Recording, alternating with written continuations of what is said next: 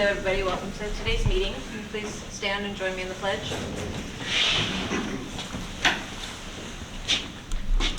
Pledge allegiance to the flag of the United States of America, To the republic by which it stands, one nation, under God, indivisible, with liberty and justice for all. Great, thank you. Sit down. All right. We do not have any visiting Rotarians. Here we do not have any guests. So, does anyone have any announcements in the room? Vince? For the Rotarians, just to let you know that I have secured the Orion Sporting Goods for duck tickets this year. I'll let John know, and I have 6 more I'm working on that he's asked me to follow up with. I'm just waiting on replies, but I did secure Orion. Great, thank you so much. Duck tickets to our sporting goods. Any other announcements here? Like you have, Carrie. I know Carrie has one. Go ahead, Carrie. I met with Christina Tierman of the Animal Shelter, and the shelter sign has been on their board's list of concerns and goals, and they have some ideas. They're also interested in the renovation of the adult cat room or possibility of building an outside dog run. They're interested in literacy events, kids reading to animals, perhaps tied to a fundraiser, and they're interested also in publicity and community engagement around anything that they partner with the Rotary on. They're presenting, I understand, to the Rotary on December 6th, so I thought that might be a good time to hear about their needs, if that's what they present, and form a committee to move ahead with it as a minor plan. Great, thank you so much. I'd sure like some description on what good it does to read to animals. So it doesn't, it might help them socialize a little bit, but it would help the kids to read out loud. Doesn't do much for the animals, though. Never know, some animals might really like it. Maybe, maybe. I don't think mine would, but you never know. I never had one that did. So, okay. I had a cat who liked to watch movies.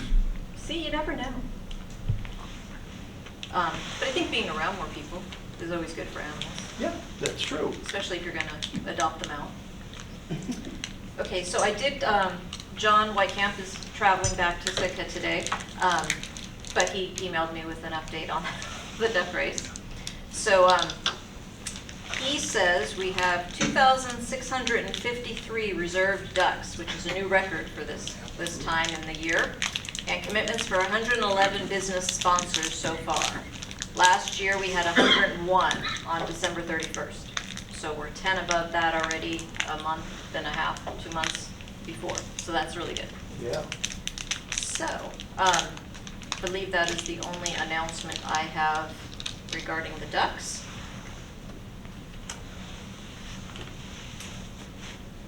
And then we have Sergeant at Arms today. Dan Jones has graciously decided he could do that for me today. So he's going to. I'm a gracious guy. So just to remind those of you who don't always see it, because I don't know how we do with these folks online, but one of the ways that we raise money is to do it internally by finding each other for transgressions real and imagined.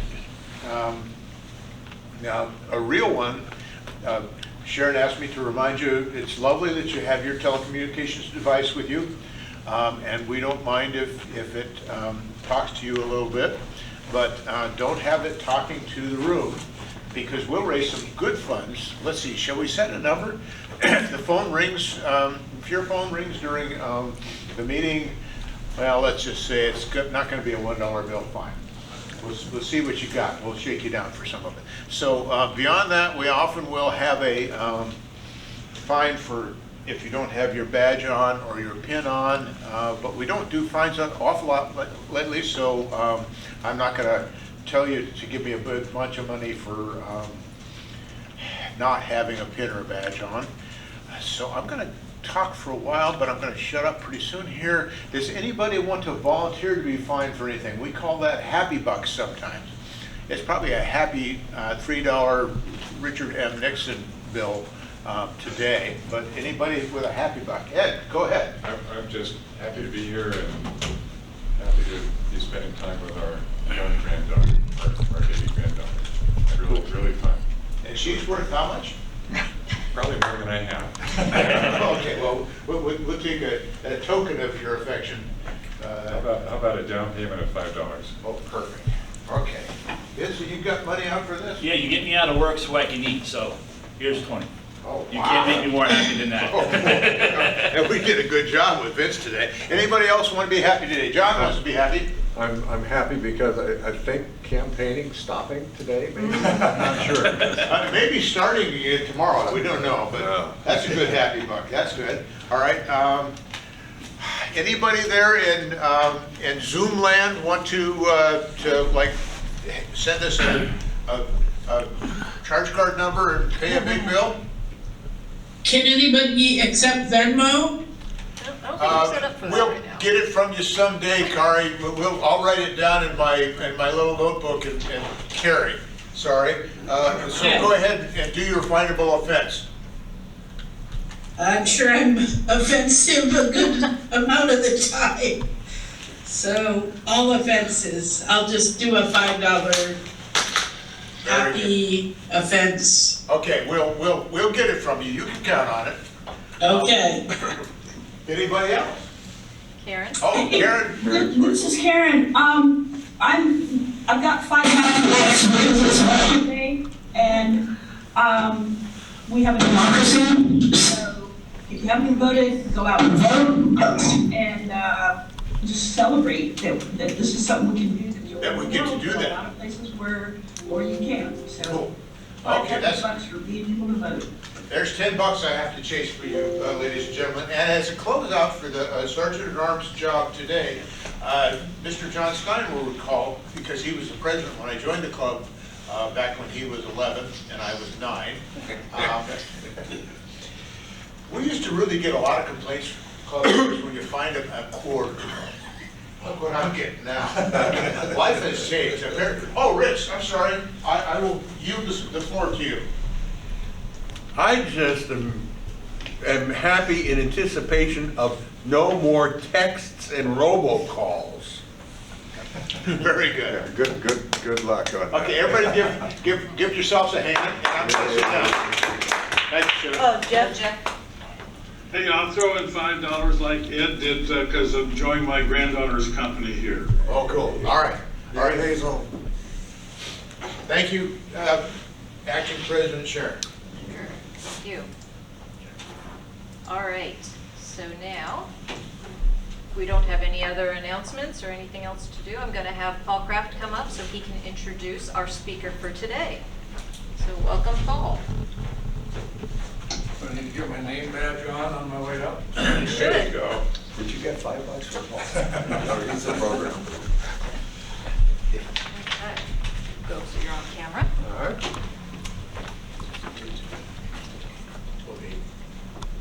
So I haven't even looked in the mirror yet. Took my stocking cap off,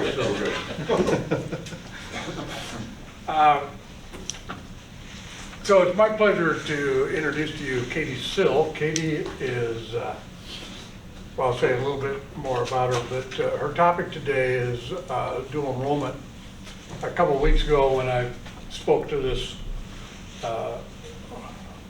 group, I mentioned that one of the things that I think we do well here at the university is dual enrollment. I said, I'm not going to talk about that later now because somebody's going to be coming talking about it later. Well, today is later. So, the person who I'm going to introduce, Katie Sill, is originally from Dallas, Texas. She did her undergraduate work at the University of Illinois Wesleyan, and her studies were international studies and English with an emphasis in creative writing. She has two majors, and with her bachelor, she has a master's in international studies out of Concordia University, Irvine, and for 6.5 years was a teacher over in China. see if I can say this right, Hangzhou, near Shanghai.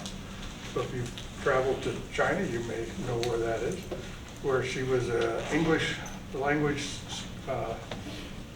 teacher, and then also eventually taught AP English. She would probably still be in China. I don't know if she would be, but the reason she left China is the pandemic shut everything down, and they sent all non-Chinese people home. And so she came home. About the same time we were advertising for a position here, and so we were glad to have her apply for and successfully compete for the position here. She's actually the first hire that I made.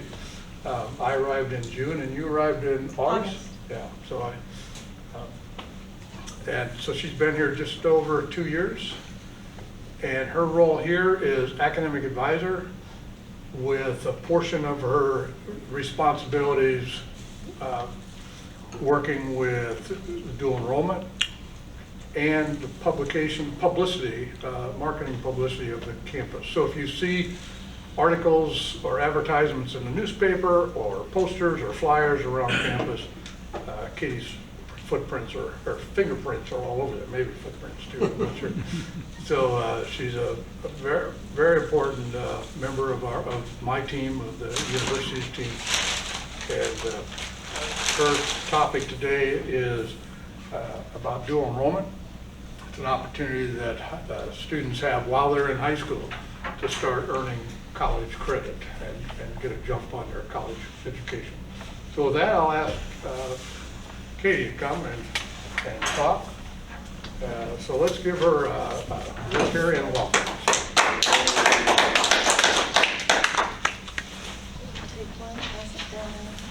Thank you.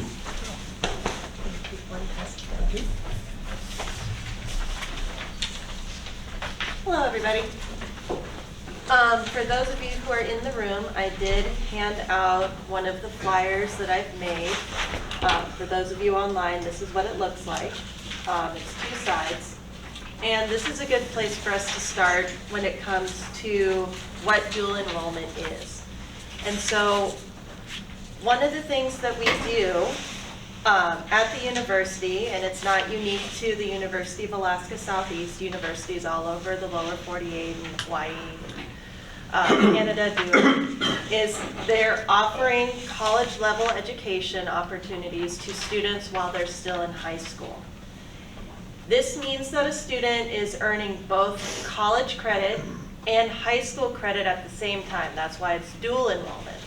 So a student who needs a math class could take a college class with UAS, earn their math requirement for high school graduation, and start building their college credentials or college credits so that when they do start university, they already have some credits in the bank. So they don't need to start from ground zero. They've already started accumulating experience. And this could give them an edge when it comes to getting into some more competitive classes that are more popular. They don't have to do prerequisites because they did them while they were in high school. It also gives them the opportunity to explore subjects that aren't available at their high school. For example, we have fisheries programs here, and we have health science programs here at UAS Sitka. And a lot of our dual enrollment students are in those programs, not just because they're a great opportunity for them, but because they're looking for something different. I also hear students say, oh, I don't like the English teacher at my school. I just don't want to take a class with them anymore. I say, well, you could take English class with us and, get some perspective on what a real hard English class is like, and maybe get a different perspective. We have a lot of wonderful students from Sitka High School, and we have a lot of great students from Mount Edgecombe High School and Pacific High School that come over to our campus. We also are offering classes in-house at some of those campuses. So for example, every day we have students from Mount Edgecombe walk across the parking lot and come take welding classes. In the spring, we're going to be having our CNA classes in the evenings, And so we have students from Mount Edgecombe, Sitka High School, Pacific High School, who could be getting their CNA credential through the university, sit for their certification exam, and graduate high school able to walk into a CNA position. Same thing with the welding credentials that we offer here at UAS. So we have a lot of great opportunities for students to set themselves up to enter the workforce or to get ready for college, to explore and see if college is a good fit for them, to take subjects that maybe don't exist at their high schools, anthropology, sociology, all of those great things that we have at the university level, but maybe they don't have time for their regular curriculum in high schools. So that's kind of the gist of it. Any questions so far? I saw one in the chat, but I'll look at the room. Okay, go for it, Jeff. I got one. Oh, me? Yeah. Oh, Got okay, your does hand it up. cost to the students to do that? Yes, so the students still need to pay the tuition and fees, but there are unique opportunities for them to be able to receive financial assistance that is exclusive to high school students. So the University of Alaska Fairbanks started a program called Alaska Advantage, and if a school district is participating in Alaska Advantage, Sitka School District is participating, the students will receive a 25% discount on their tuition. Other things that they can do that make the experience cheaper is Sitka High School has it set up, or Sitka School District has it set up so that it's a 1/3, 1/3, 1/3 breakdown. And so the families pay a third, UAS covers a third, and the school district covers a third to make it a lot more affordable for students. But only if they pass their class, right? It's like you gotta pass their class, you gotta pass the class in order to be able to receive that discount. If you don't, then you gotta pay in full. And that's one of the ways that we try to make sure that everybody still has skin in the game. We also have scholarships. So I just made this flyer today. For example, our Applied Fisheries program has grant money that covers the cost, the complete cost, tuition and fees for any student who's in high school that wants to study fisheries. So like fisheries management, general fisheries of Alaska, salmon culture, mariculture. We have funding to support students, but it's only for high school students. So there's a lot of different ins and outs to make it affordable for students. Additionally, if a student is homeschooled, they receive an allotment of funding from their homeschool organization that they can use to pay for a college class. So if the student is more advanced than a homeschool curriculum is able to offer, they can take college classes and the homeschool organization will offset that cost. I don't know the exact amounts, but it varies from program to program. We do see a lot of students who take advantage of that. That was a good question. Yes? My daughter-in-law used to be in admissions at UAA, and she said one of the problems she had was matching courses from UAS to UAA and giving credit for them. Have you worked that out yet? Yes. The University of Alaska, Anchorage, Fairbanks, and Southeast are now unified so that there's a direct transition or transfer of classes. So if a student takes Math 151 at UAA and decides to transfer to UAS, that Math 151 credit is the same no matter where you are in the state of Alaska UA system. So it makes the transfer process very seamless and painless for students. They don't even have to ask for an official transcript because we're all in the same system behind the scenes. When did that happen? Before my time. Okay. It's always been nice and easy for me. And there's a question in the chat about summer classes that count towards college credit. Yes, UAA, UAF, UAS have a summer term. Any classes that you take during the summer can also be counted as high school credit, college credit for dual enrollment students, or if students are wanting to work ahead on their degrees, if they're degree seeking, then they can take college classes as well. And the scholarship stuff kind of carries over depending on funding. Typically the school district allots funding for the fall and spring semesters when they're in session, and if there's anything left over, they can allocate it for the summer. Yes? I'll take that one step further then. What about if you go beyond the UA system? Are your credits easily transferable to another university outside of the state? Typically, yes, and there is a system for doing that. So the question for those of you online is transferability. The UA, UAA, UAF, UAS, we're all an accredited institution, and so our general education credits will transfer to other institutions, but whether or not it fits into that student's degree program. For example, they started as a health science major, but now they want to study welding. Doesn't matter how many health science classes they took, it's not going to count for their welding credit requirements, if that makes sense. So it really just depends on what classes and the institution, and there is systems for making sure that as many credits transfer as possible. And there are people like me that are behind the scenes nudging the registrar to be like, well, what about this class? So, yeah. So you said you had the CNA classes in the evenings. Do you guys have other classes in the evenings? Yes, we have a ceramics class that's in the evenings, meets once a week, but then you have open studio for the rest of the week during the day and even some weekend hours. We also have welding classes in the evenings, stacked, so beginning, intermediate, and advanced are all in the same space, working at their own pace, and we have 2 instructors that are floating to make sure that the students who need attention or need assistance are available, or they're available for them. And we also have a wealth of online courses that are asynchronous or have set meetings in the evenings where the professors will log in and talk with the students, walk them through some of the concepts or material in the curriculum, and be able to serve as office hours in those times. Mm-hmm. Can kids from the high schools who sign up get into a degree program before they graduate from high school? It's a little bit tricky, but it's not impossible. And so what we do is we have them apply for admission, and their admission status is pending until we receive their final transcripts from high school.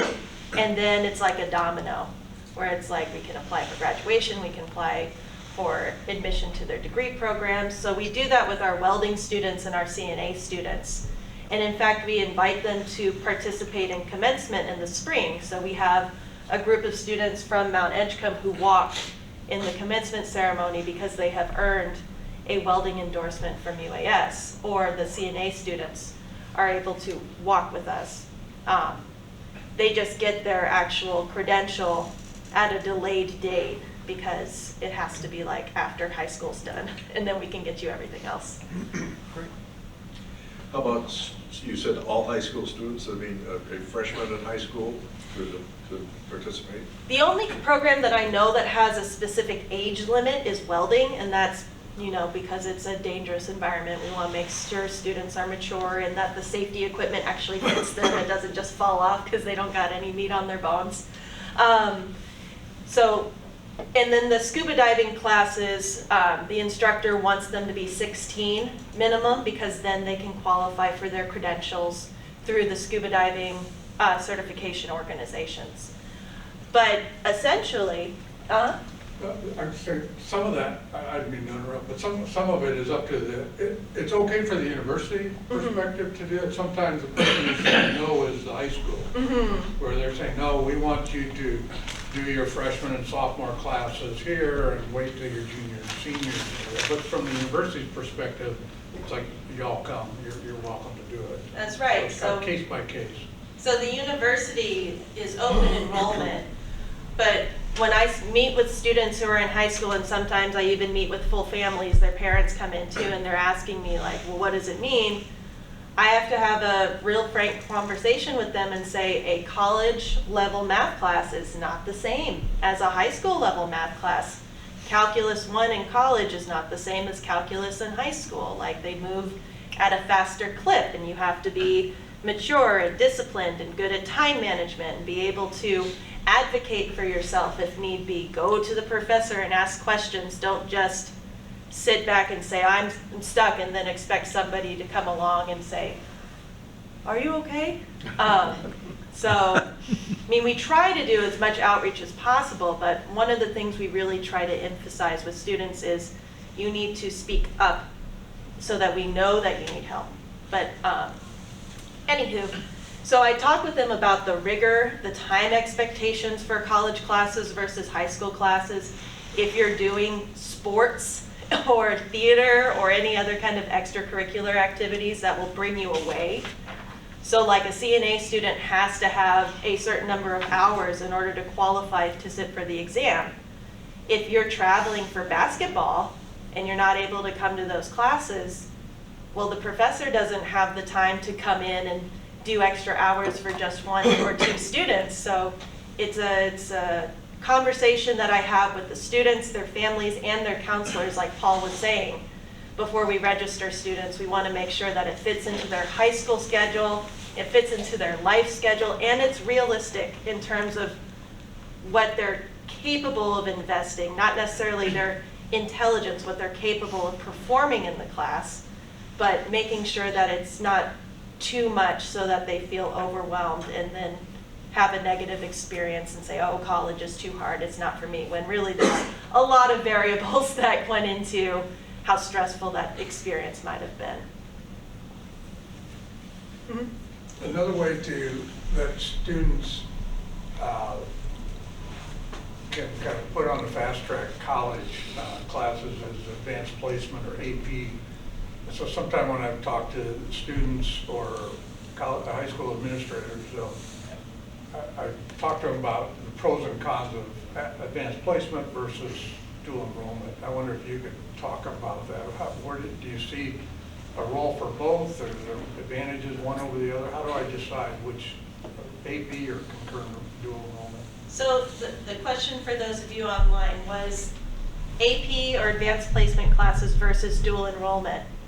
There are benefits to both. I've done both. I taught AP classes. I went to all of the trainings for College Board, and I taught 2 sections, one for AP Lit, one for AP Psychology at the school that I was working at before, and now I'm doing the dual enrollment side. So the way that AP advanced placement works is the students have the entire year to study for one exam, right? So it's presented to be a college level curriculum. They're getting into that in-depth material. Sometimes it's a survey class, so like my AP psychology class was a survey of psychology.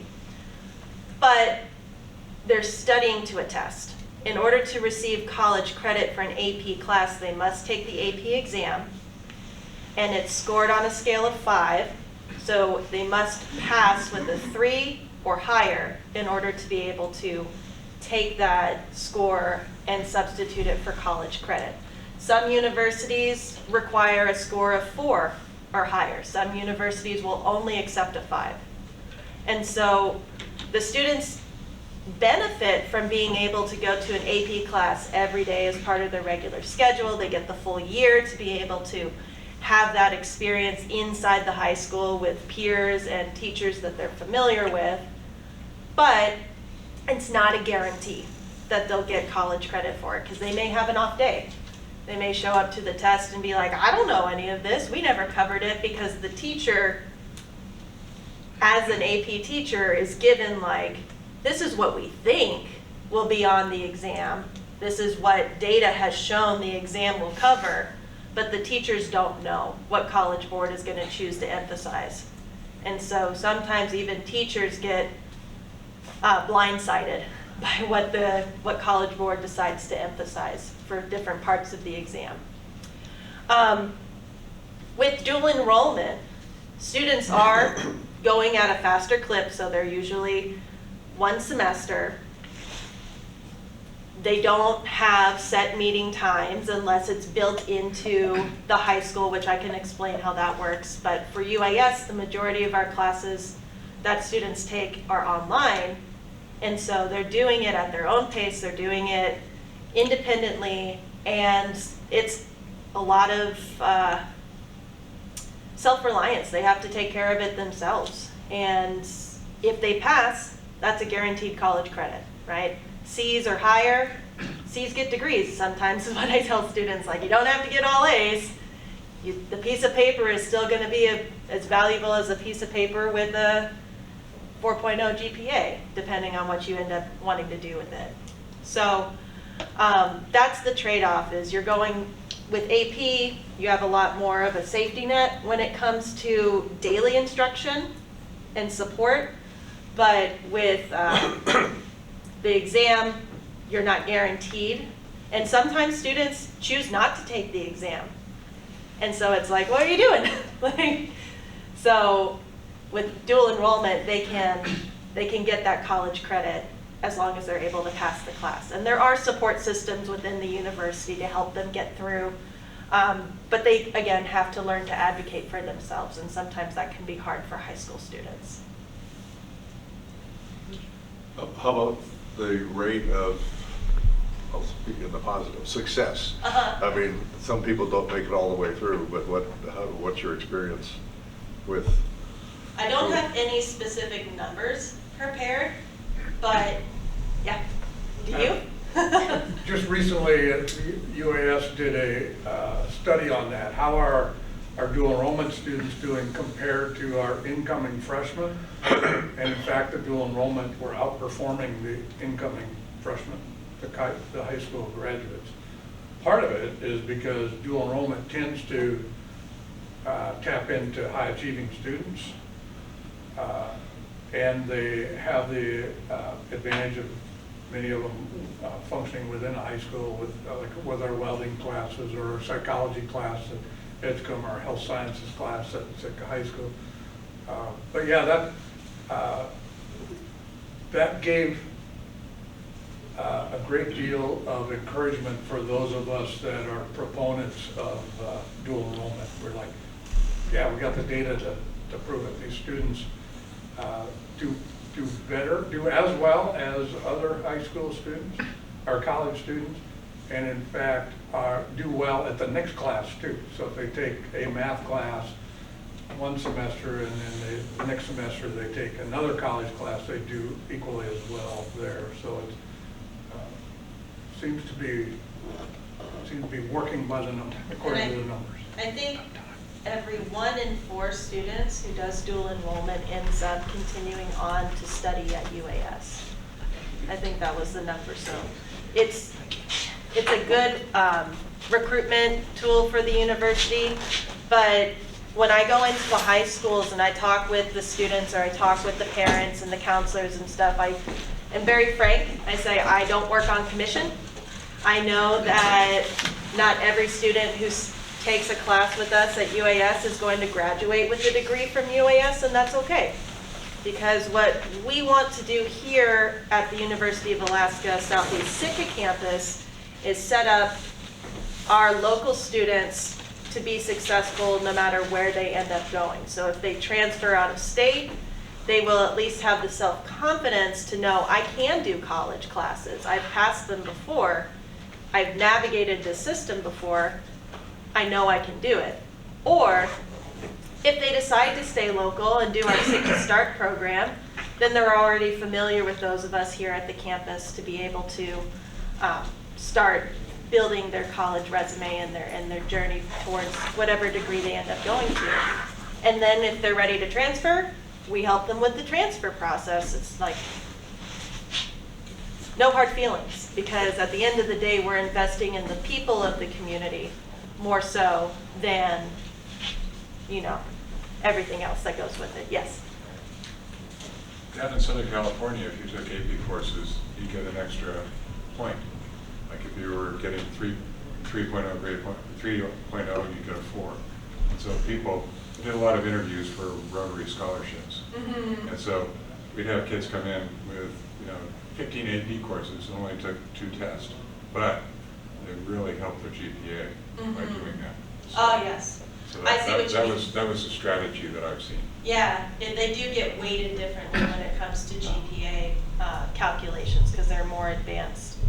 But at the same time, when we're looking at university admissions, a GPA accounts for some of it, but when it comes to like having a student set up to just, hit the ground running, having those college credits under their belt can really carry them a lot further, in my opinion. Yes? You were using the term CNA, I think. What does that mean? Certified Nurse Aide. Okay, thank you. By the way, that program, I see it all the time on Pandora. So you're doing a good job getting the word out in advertising. Nice, I'll pass that on. It drives me crazy, but it's still very good. I'm a team, or I'm just one part of the larger team that works with the university, but I do a lot here in Sitka. So like, if you saw the soup for October, like I did a lot. I wrote the introductory with my coworker Clay, and then I also helped design the grown-ups page and all of the other stuff too. So this is something that I see extra copies. I'm like, oh, I need to keep this as a memento because that was a lot of work. But going to the handout, and I think this might be my last point, but all of these classes, I create this as a courtesy for the counselors, because we really do rely a lot on the counselors at the different high schools to help us identify students, making sure that it fits into their schedules.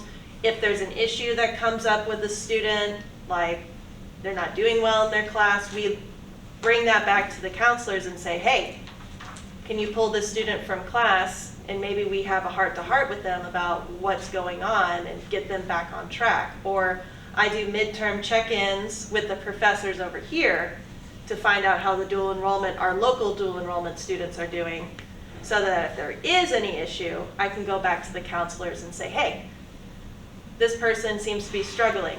Can you talk to them and see what's going on? But when it comes to picking classes, I created this flyer to look like a menu so that it's easier for the students to be able to say, okay, I know I need a math class, or I know I need an English class. They can find them a little more easily. Not all of these classes are taught at UAS Sitka. Some of them are taught out of Ketchikan, some of them are taught out of Juneau. But we are one institution regionally, and so even though those instructors might not physically be in this building, we're still able to connect and interact with them and be able to advocate for the students if there are needs that need to be met. Or the professors can contact the advisors and say, hey, have you heard from this student? They seem to be having trouble logging on to their online platform and everything. But the idea is to expose our local students to as many of these introductory level classes as possible so that they can start making those decisions about, well, what are my next steps? I have students who say, I want to study business. I'm like, great, you should take an introduction to business class and then decide if you want to major in business, because you'll have some experience and you'll get a social studies credit from the high school. Or I have a student who says, I really love art, so I want to take other art classes, but I've taken all the art classes at the high school. It's like, great, here are some more that you could take that maybe weren't available at your high school. And then sometimes I get students who take classes like anatomy and physiology because they want to go to medical school, and they say, wow, that was a lot. I don't think I want to go to nursing school anymore. I think I still want to do healthcare, but what else can I do? So it opens a conversation and maybe gets them ahead of their peers when it comes time to like making decisions about career pathways or what's a good fit for me, what kind of work environment do I want to be in, or what's my work-life balance that I envision when I picture. And if they don't know, and that's fine too, because they're 18, 17, 16, and that's fine. But giving them opportunities early is very important, because especially when you live on an island, to have your horizons broadened is a great opportunity for them.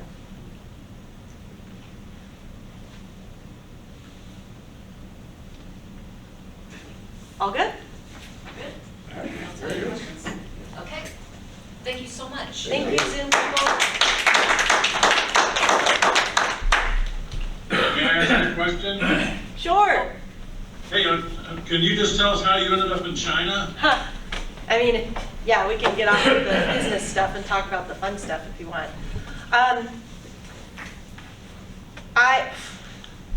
The short story is I studied Chinese studies in my undergrad, knew I wanted to go work and live abroad, and so I found a grad program that helped place me in a job in China and earn my master's degree at the same time.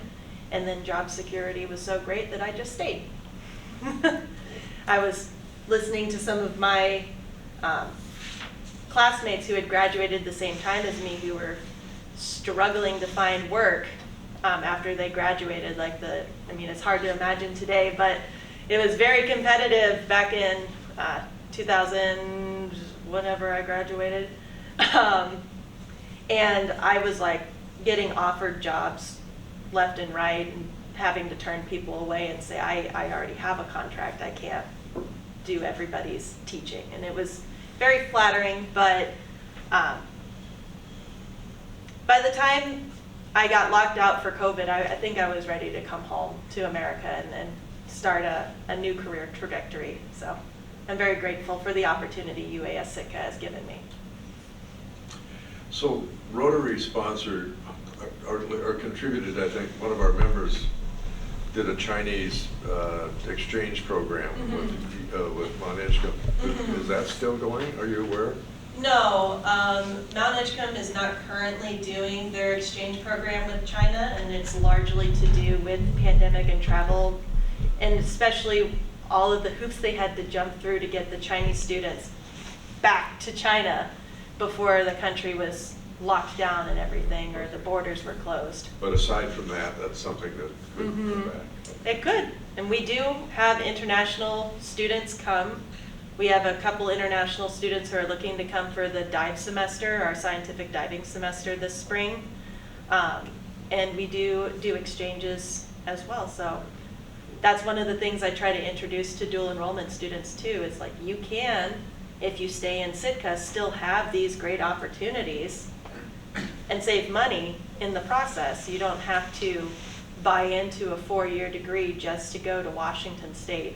You could do that for a semester, see if it's a good fit, and then transfer. We have those systems set up.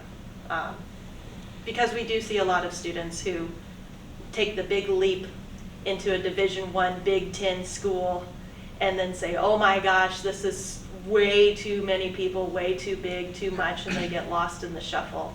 And then, unfortunately, walk away with a misconception about themselves, what their own capabilities are, and then they come to us and we say, no, you can do college. That just wasn't a good fit for you. Not every university is the same. Not every university can offer the same resources, supports, human-to-human interaction. Since we are small, that is one of our strongest selling points, is that we're able to make those deep connections with students. There's a chat. Oh, there's a chat question. No, I very seldom use Chinese now that I'm back. But this summer when all the tourists were here, I would hear Mandarin and be like, I know what they're talking about. But don't really practice it with anybody except my dog, which he doesn't respond anyway. Are you collaborating in any way with Outer Coast College? I know that university leadership is, but I personally am not. Okay. Okay. Thank you again.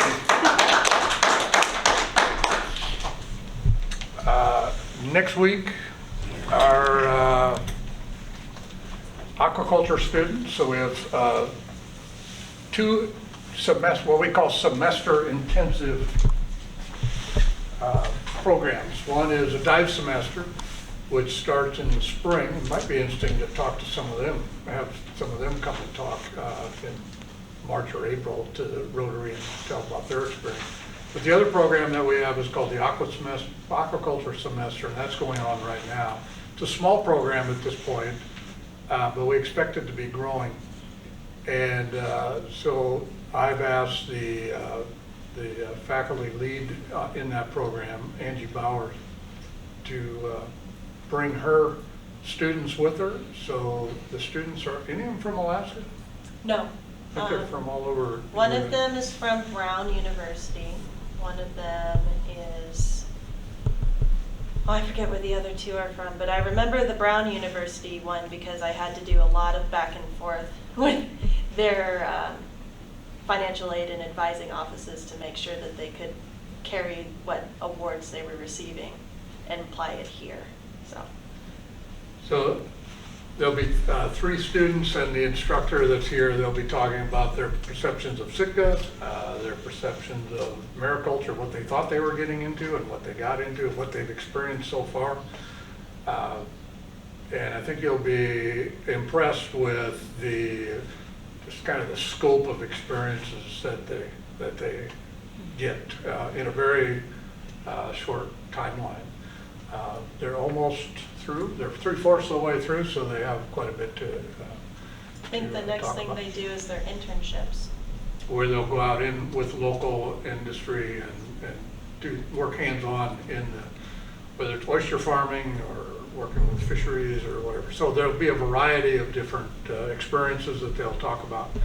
And so that's what's on tap for next week. And that'll conclude this November's UAS conversations that we're bringing. But glad to do so, and hopefully you found that this was interesting and you learned a few things as a result of it. So thanks, Katie, again for your role.